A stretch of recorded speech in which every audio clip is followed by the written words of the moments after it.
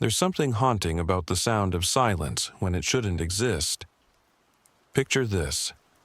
You're standing on a windswept cliff, salt spray stinging your face, waves crashing violently against jagged rocks below, and yet somehow, impossibly, you hear nothing at all. That's exactly what Detective Marcus Kane experienced the first time he laid eyes on Beacons and Lighthouse. But what he couldn't have known in that moment was that this towering structure of weathered stone and rusted iron would become the epicenter of the most disturbing case of his 20-year career. Before we dive into the depths of this mystery, I need to warn you about something. What you're about to discover isn't just another ghost story or urban legend passed down through generations. This is a documented investigation into events that shattered the very fabric of a small coastal community. Events that forced seasoned investigators to question everything they thought they knew about the boundaries between the living and the dead. Most people assume they understand fear. They think it's that racing heartbeat when you watch a horror movie, or the chill that runs down your spine in a dark alley. But true fear, the kind that strips away your sanity layer by layer, is something entirely different. It's what happens when reality itself becomes unreliable, when the very ground beneath your feet starts to shift, and when the silence becomes so deafening that you'd give anything just to hear your own screams. The village of Ravens Hollow had been dealing with unexplained disappearances for months before Detective Kane arrived. 3 people had vanished without a trace, leaving behind only empty homes and families torn apart by grief and confusion. The local police were baffled. There were no signs of struggle, no ransom demands, no bodies to examine. People simply walked out of their daily lives and into oblivion. But Kane wasn't your typical detective. 20 years of working the most twisted cases had taught him to see patterns where others saw chaos, to find connections where others found coincidence. And there was definitely a pattern here, one that led directly to that silent lighthouse perched on the cliff like a sentinel watching over the damned. The first victim was Sarah Mitchell, a young mother of 2 who worked at the village bakery. Security footage showed her leaving work at exactly 6:15 on a Tuesday evening, walking her usual route home along Coastal Road. But she never arrived. Her husband found her car abandoned near the Lighthouse access path, keys still in the ignition, driver's door hanging open as if she'd stepped out for just a moment and never returned. The second disappearance happened 3 weeks later. Thomas Brennan, a retired fisherman who'd lived in Ravens Hollow his entire life, vanished during his evening walk. His dog was found the next morning, whimpering at the base of the lighthouse, its leash still attached, but Thomas nowhere to be found. The animal was traumatized, cowering whenever anyone approached the lighthouse grounds. Then came the third victim, and this one changed everything. Dr. Elizabeth Carver wasn't just another local resident. She was a forensic psychologist who'd moved to Ravens Hollow specifically to investigate the disappearances. Her final journal entry, discovered weeks later in her abandoned cottage, contained a single chilling line. "The lighthouse isn't empty. Something is watching from inside and it's learning our fears." Kane arrived in Ravens Hollow on a gray October morning, when the fog rolled in so thick you could barely see 10 feet ahead. The village itself seemed frozen in time, with weathered houses clinging to the coastline like barnacles on a ship's hull. But it was the silence that struck him first. Not the peaceful quiet of a small town, but an oppressive, unnatural stillness that seemed to swallow sound itself. The locals were friendly enough on the surface, offering directions and coffee with the practiced politeness of people who'd learned to keep strangers at arm's length. But Kane could see the fear in their eyes, the way they glanced nervously toward the lighthouse whenever the conversation turned to the disappearances. They spoke in hushed tones about strange lights seen flickering in the lighthouse windows at night, about whispers carried on the wind, about dreams that felt more real than waking life. The lighthouse had been abandoned for over 30 years, Built in 1847, it had guided ships safely to harbor for more than a century before automated navigation systems made it obsolete. The structure stood 90 feet tall, its lens room dark and empty, surrounded by a small keeper's cottage that had fallen into disrepair. Officially, the property belonged to the state, but bureaucratic red tape had prevented any development or demolition. Kane's first visit to the lighthouse should have been routine. He'd examine the grounds, check for evidence the local police might have missed, maybe climb to the top for a better view of the surrounding area. Simple, investigative work. But the moment he stepped onto the lighthouse grounds, everything changed. The silence hit him like a physical force. Not just quiet, but the complete absence of sound. No wind, no waves, no birds, no insects. Even his own footsteps seemed muffled, as if the very air around the lighthouse absorbed noise like a sponge. It was disorienting, almost nauseating in its completeness. As Kane approached the lighthouse door, he noticed something that made his blood run cold. Fresh scratches covered the wooden surface, deep gouges that looked like claw marks. But they weren't on the outside of the door trying to get in. They were on the inside, as if something had been desperately trying to get out. The door wasn't locked. In fact, it stood slightly ajar, darkness yawning beyond like an open mouth. Kane drew his flashlight and pushed the door open, the hinges creaking with the sound that seemed impossibly loud after the oppressive silence outside. The beam of his light revealed a circular room with stone walls and a spiral staircase leading up into shadows. But it was the smell that nearly made him turn back. Not the musty odor of abandonment or the salt tang of ocean air, but something else entirely. Something sweet and cloying that reminded him of flowers left too long in stagnant water. The smell of decay disguised as beauty.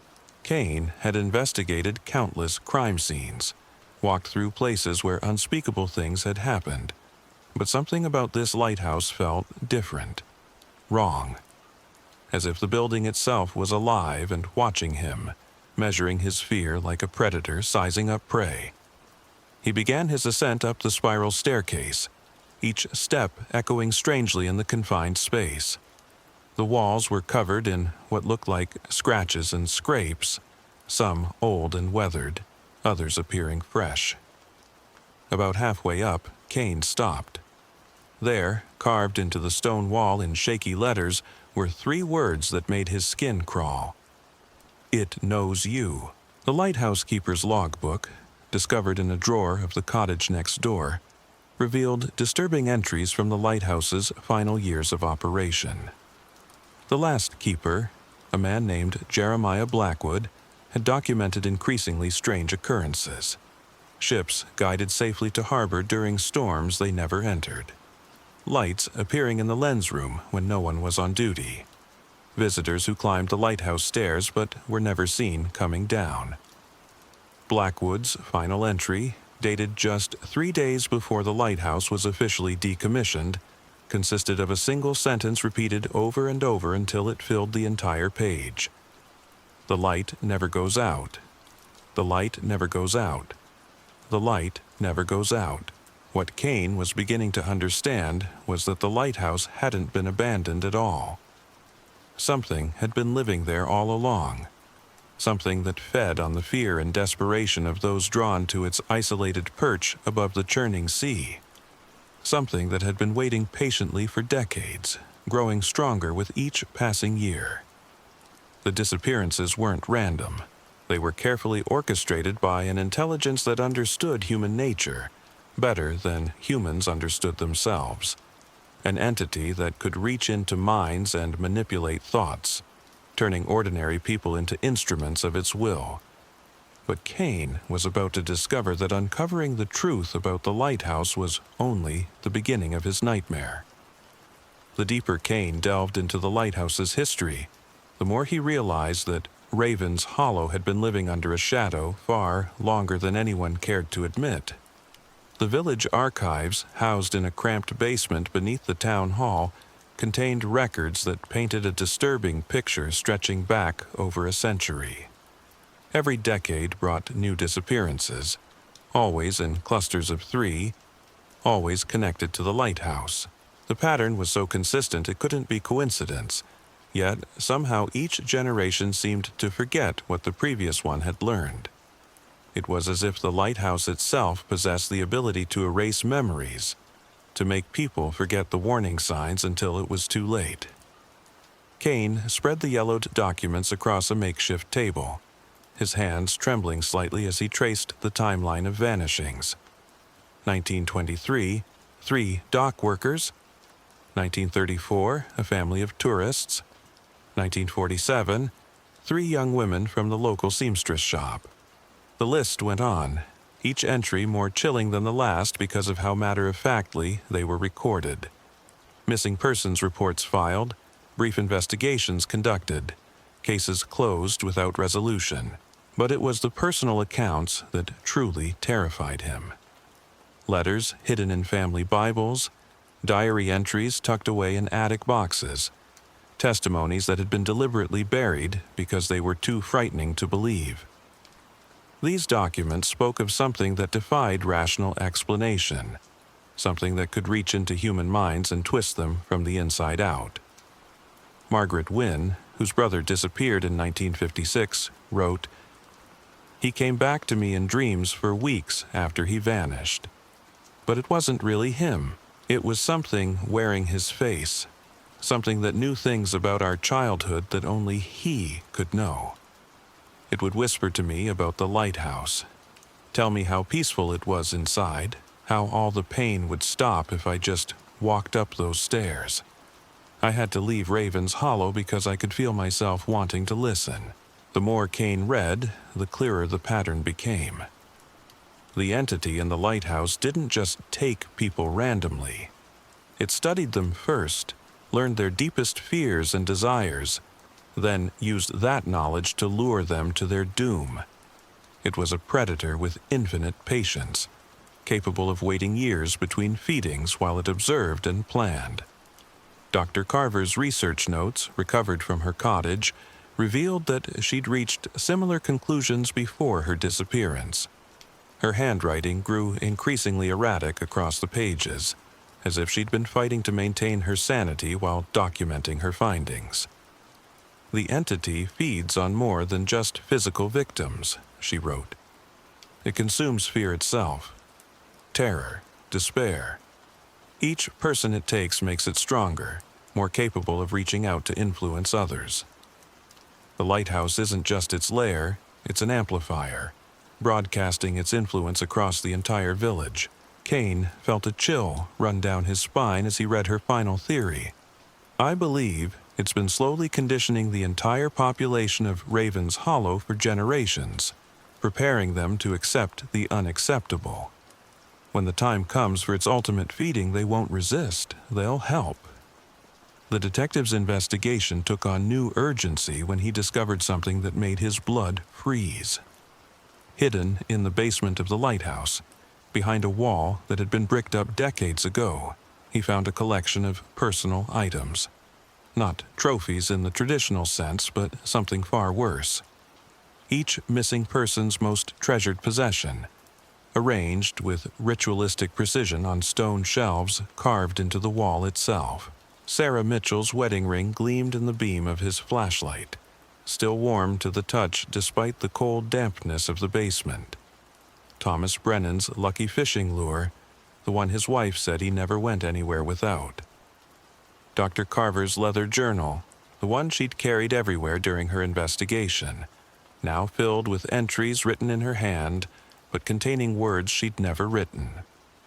The journal entries detailed intimate knowledge of Kane's own life, his failed marriage, his struggle with alcohol after his partner's death, his deepest fears about inadequacy and failure. How could something trapped in a lighthouse know such personal details about a man who'd never set foot in Raven's Hollow until a week ago? As Kane read the impossible journal entries, he began to understand the true horror of what he was facing. The entity wasn't just confined to the lighthouse. It had been watching him long before he arrived, studying him through methods he couldn't comprehend, preparing for his arrival with the same meticulous care it had shown all its previous victims. The walls of the basement began to feel like they were closing in. Kane's breathing grew shallow as claustrophobia mixed with a terror more profound than anything he'd ever experienced. He was no longer investigating a case. He was walking into a trap that had been set specifically for him, baited with a mystery he couldn't resist solving. But it was the final entry in Dr. Carver's corrupted journal that truly broke something inside him. Detective Kane will arrive on October 15th. He will find this basement on October 22nd. He will read these words at exactly 9:37 p.m. And then he will understand that he was never investigating the disappearances. He was always meant to be the fourth. Kane's watch read 9:37 p.m. The lighthouse above him began to emit a low, rhythmic thrumming, like a massive heartbeat echoing through stone and steel. The sound penetrated his bones, his skull, synchronizing with his own pulse until he couldn't tell where his body ended and the building began.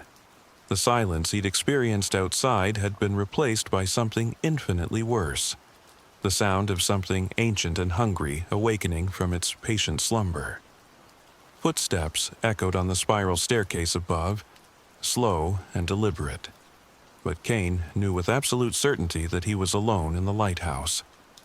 The footsteps weren't being made by feet on stone.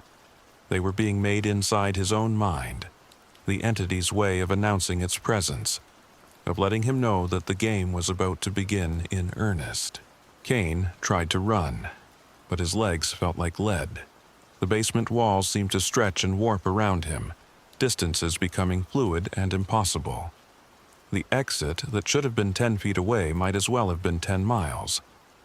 He was trapped in a space that followed its own rules, a reality shaped by something that existed beyond human understanding. The thrumming grew louder, more insistent, and Kane realized with growing horror that it wasn't just sound. It was a call, a summoning that bypassed his conscious mind and spoke directly to something primal deep within his brain. Against his will, he found himself moving toward the staircase, his feet carrying him forward even as his rational mind screamed in protest.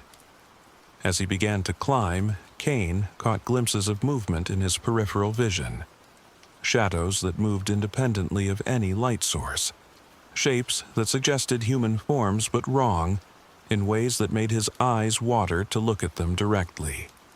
The missing people of Raven's Hollow weren't gone. They were still here, transformed into something that served the entity's will. The lighthouse had never been empty. It had been full all along, packed with the remnants of everyone it had consumed over the decades, all of them waiting patiently for the next victim to join their eternal vigil. And now, as Kane climbed those worn stone steps toward whatever waited in the lens room above, he understood that his investigation had been nothing more than an elaborate invitation. The entity had been calling to him long before he knew Raven's Hollow existed, drawing him across the country with a case too intriguing to ignore, a mystery too compelling to resist. Every clue he'd followed, every revelation he'd uncovered, had been carefully planted to guide him to this moment. The silence of the lighthouse had never been empty at all. It had been full of whispers too quiet for human ears to detect, promises and threats woven together in a language older than civilization itself. And now, as Kane reached the final turn in the spiral staircase, those whispers were growing loud enough to understand. They were welcoming him home.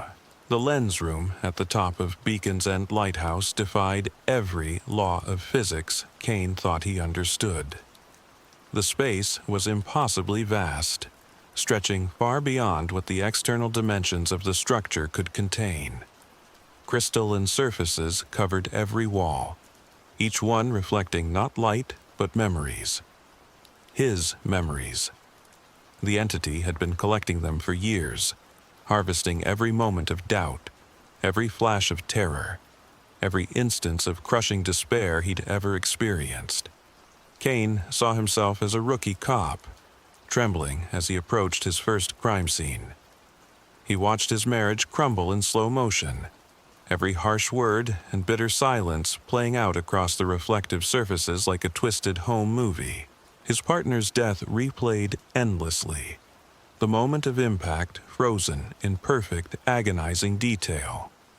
But these weren't just memories anymore. They had been altered, enhanced, turned into weapons designed to break his mind. In the center of the room stood the Lighthouse lens itself, but it had been transformed into something that hurt to look at directly. The massive Fresnel lens rotated slowly, casting beams of darkness instead of light, each revolution pulling more of Kane's sanity into its hungry embrace. And there, suspended within the lens like an insect in amber, were the missing people of Raven's Hollow. They weren't dead. That would have been a mercy. They were trapped in a state between life and death, their consciousness preserved but their bodies transformed into conduits for the entity's will. Sarah Mitchell's eyes met Kane's across the impossible space, and in them he saw not recognition, but invitation. She was still beautiful, still recognizably human, but something fundamental had been carved out of her and replaced with something else entirely. The entity didn't speak in words. It communicated through sensation, through images that bypassed language entirely and carved themselves directly into Kane's brain. He understood now that the lighthouse had been built not to guide ships to safety, but to serve as a beacon for something that existed in the spaces between reality. Every storm that had battered the coast, every ship that had foundered on the rocks below, had fed the entity's growing power. Kane felt his knees buckle as the full weight of the entity's presence pressed down on him. It was ancient beyond measure, older than human civilization, older perhaps than humanity itself. It had been waiting in the dark spaces of the world for eons, patient as only immortal things could be patient, until humans had finally built it a proper home. The lighthouse keeper Jeremiah Blackwood materialized beside the lens, his form flickering between the man he had been and the hollow vessel he had become. His mouth moved soundlessly, but Kane could hear his words echoing inside his own skull. The entity spoke through Blackwood's borrowed voice, explaining the beautiful simplicity of its design. Fear was the most potent emotion humans could produce, and the entity had learned to cultivate it like a farmer tending crops. The disappearances weren't random acts of predation, but careful harvesting, each victim chosen for their specific psychological profile. The entity needed different flavors of terror, different textures of despair. Sarah Mitchell's maternal love twisted into protective rage. Thomas Brennan's simple faith corrupted into crushing doubt. Dr. Carver's scientific rationality shattered against incomprehensible truth. Kane was to be the crown jewel of this collection. 20 years of investigating humanity's darkest impulses had seasoned his fear with a complexity the entity found irresistible. His terror would be layered, nuanced, aged to perfection by decades of witnessing what people could do to each other. The entity savored the anticipation like a connoisseur preparing to sample a rare vintage, but Kane wasn't ready to surrender yet. Something in him rebelled against the inevitability of his fate, some stubborn core of defiance that had kept him sane through 2 decades of human horror. He forced himself to look away from the hypnotic rotation of the lens, to focus on the details the entity might prefer he ignore. The crystalline surfaces weren't just showing his memories. They were showing everyone's memories. Every person who had ever been consumed by the lighthouse's hunger. Centuries of human experience trapped and displayed like specimens in a museum. And in those countless reflected moments, Kane began to see patterns the entity itself might not have noticed. Every victim had fought back in their final moments. not physically. That would have been useless against something that existed primarily in the realm of thought and emotion. But they had each managed to hide something, to keep some small part of themselves secret from their captor. A memory, a hope, a fragment of identity that remained uncontaminated by the entity's influence. These hidden pieces were small, seemingly insignificant. Sarah Mitchell's first kiss with her husband, Thomas Brennan's memory of teaching his grandson to fish, Dr. Carver's childhood dream of becoming an astronaut. But together, they formed something the entity couldn't understand or control. Genuine human connection, love that existed without fear, hope that persisted despite despair. Cain realized that the entity, for all its cosmic horror and otherworldly power, was fundamentally limited by its nature. It could only comprehend and manipulate negative emotions because those were the only human experiences it could relate to. Love, joy, simple contentment. These were as alien to it as its own existence was to humanity. The detective began to laugh, a sound so unexpected in that place of nightmare that it seemed to physically wound the entity. The lighthouse lens stuttered in its rotation, the crystalline surfaces flickering as if experiencing some kind of interference. Cain's laughter wasn't hysteria or madness. It was recognition, understanding, the sound of a man who had finally seen the truth hidden behind the horror. The entity recoiled, its presence withdrawing slightly from Cain's mind. For the first time since entering the lighthouse, he could think clearly, could feel his own thoughts without the constant pressure of something else trying to reshape them. And in that moment of clarity, Cain understood exactly what he had to do. He pulled out his service weapon, but not to threaten the entity or its prisoners. Instead, he turned the gun toward the lighthouse lens itself, toward the focal point of the entity's power. The creature's rage crashed over him like a physical force, but Cain held firm, his finger steady on the trigger. The entity showed him visions of what would happen if he destroyed the lens. The accumulated fear and pain of centuries would be released all at once, washing over Raven's Hollow like a tsunami of pure terror. Everyone in the village would experience every moment of suffering the lighthouse had collected, their minds shattered by the sheer volume of human misery.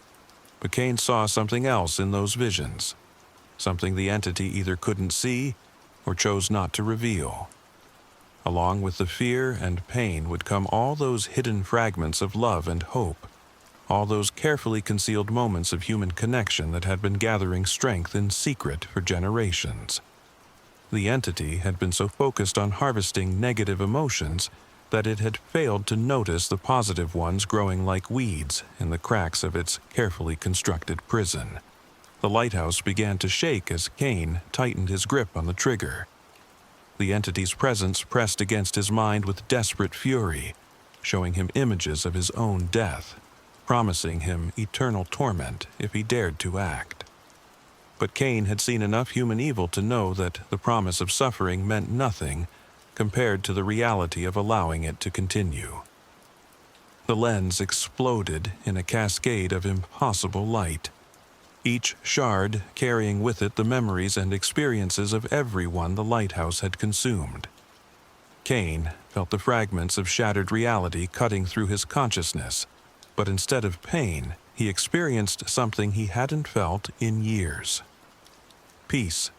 The prisoners suspended within the lens fell to the floor, their physical forms restored, but their minds carrying the scars of their ordeal. They were alive, truly alive, for the first time since their capture. The entity's scream of rage and loss echoed through dimensions Cain couldn't name, a sound of something ancient and terrible being forced back into the spaces between worlds where it belonged. But the lighthouse wasn't finished with them yet. The building itself began to collapse, its supernatural architecture unable to maintain coherence without the lens to anchor it. Stone walls that had stood for over a century crumbled like sand. revealing glimpses of the impossible spaces that had existed within. Kane grabbed Sarah Mitchell's hand, then Thomas Brennan's, forming a human chain that included Dr. Carver and all the others who had been trapped in the entity's collection. Together, they ran through the dissolving nightmare of the lighthouse's interior, dodging falling masonry and pockets of reality that folded in on themselves. The spiral staircase was gone, replaced by a straight corridor that led toward a door that definitely hadn't been there before. Kane didn't question the impossibility of their escape route. Sometimes, when the world broke apart, new possibilities emerged from the cracks. They burst through the door and onto the lighthouse grounds, just as the structure behind them collapsed completely, imploding into a space far smaller than its interior dimensions should have allowed. The sound was like the universe itself sighing in relief, a cosmic exhalation that seemed to cleanse the very air around them. The fog that had shrouded Raven's Hollow for decades began to lift, revealing stars that the villagers hadn't seen in generations. The oppressive silence that had characterized the lighthouse grounds was replaced by normal sounds. Waves against rocks, wind through grass, the distant cry of seabirds welcoming the dawn.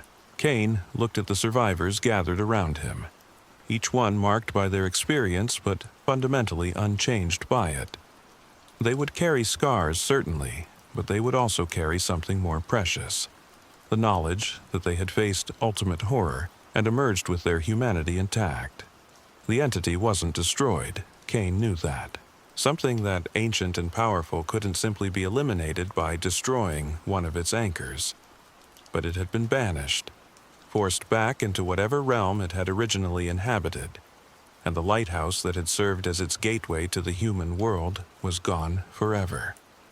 Dr. Carver was the first to speak, her voice hoarse but steady. What happens now? Kane looked out over the ocean, watching the sun rise over waters that seemed cleaner somehow, as if the entity's departure had purified more than just the lighthouse grounds. "Now we go home," he said simply. "We remember what happened here, and we make sure it never happens again." But even as he spoke those words, Kane knew that somewhere in the world, in some other isolated place where fear grew thick enough to attract attention, another lighthouse was waiting to be built. The entity would return eventually, perhaps in a different form, perhaps in a different century, but it would return. The eternal battle between light and darkness, between human hope and cosmic horror, would continue as it always had. And when that time came, there would need to be people ready to stand against it. People who understood that sometimes the greatest act of courage was simply refusing to surrender to fear. The silence of the lighthouse was finally broken, but Kane knew that somewhere in the darkness, other silences were waiting to be heard, and when they called out, he would be ready to listen.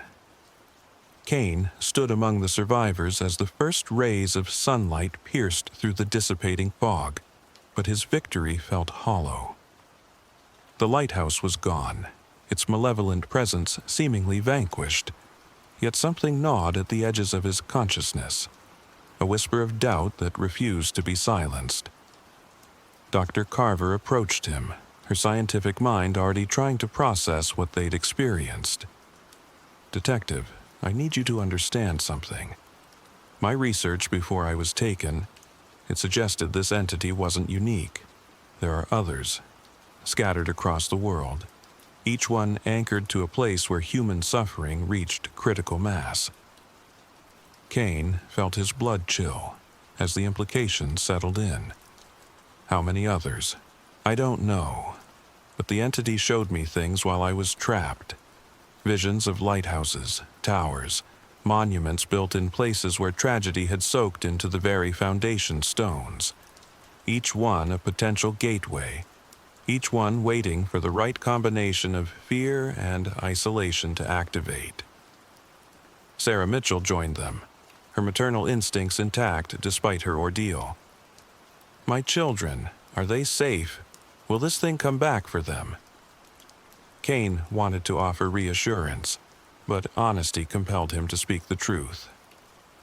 This particular threat is gone, but there are others out there, and they'll be drawn to places like Raven's Hollow, communities where people have learned to accept the unacceptable, where fear has become a way of life. The surviving villagers began to gather around them, their faces showing a mixture of relief and lingering terror. These people had been conditioned for generations to ignore the signs, to rationalize the impossible, to live with a background level of dread that had become as natural as breathing. Breaking that conditioning wouldn't happen overnight. Thomas Brennan, his weathered hands still shaking from the ordeal, spoke with the wisdom of someone who'd lived through decades of the entity's influence. My grandfather used to tell stories about the old lighthouse keepers. Said they weren't just tending lights, they were standing guard against things that came in with the tide. Maybe it's time we started listening to those old stories again. Cain nodded, understanding the deeper truth in the old fisherman's words. The real battle wasn't against supernatural entities. It was against humanity's willingness to ignore uncomfortable truths, to rationalize away evidence that challenged their understanding of reality. The entity had thrived not because of its own power, but because people had chosen blindness over awareness. As the group made their way back toward the village, Cain couldn't shake the feeling that they were being watched, not by the entity they'd just defeated, but by something else, something that had been observing their confrontation with clinical interest. The thought sent ice through his veins as he realized the terrifying possibility that their victory might have served as an advertisement, a demonstration of human capability that other cosmic predators might find intriguing. The weeks that followed brought investigators from multiple agencies, each one trying to explain the inexplicable. The official report would classify the events as a gas leak that caused mass hallucinations, a convenient fiction that allowed everyone to return to their comfortable denial. But Cain knew better. He'd seen the truth, and that knowledge came with a responsibility he couldn't ignore. He established a network of contacts across the country, people who understood that sometimes the impossible was simply the improbable wearing a mask. Former law enforcement, scientists, researchers, anyone who'd encountered evidence of things that shouldn't exist, but undeniably did. Together, they would watch and wait, ready to respond when the next lighthouse began to call. Because Cain understood now that this wasn't the end of his story, it was the beginning.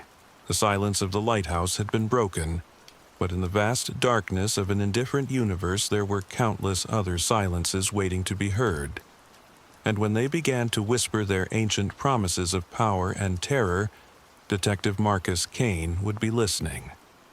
The entity's final gift to him hadn't been fear or madness, but purpose, a mission that would define the rest of his life. Standing guard against the darkness, ensuring that when humanity's next test came, there would be someone ready to shine a light into the void and refuse to let it consume another generation of innocence. The lighthouse was gone, but its lesson remained. In a world where monsters wore the faces of monuments and evil disguised itself as architecture, vigilance was the only defense. And somewhere in the distance, Cain could swear he heard the sound of waves against stone, the eternal rhythm of tides that brought both life and death to shore. The silence had been broken, but the watch had just begun.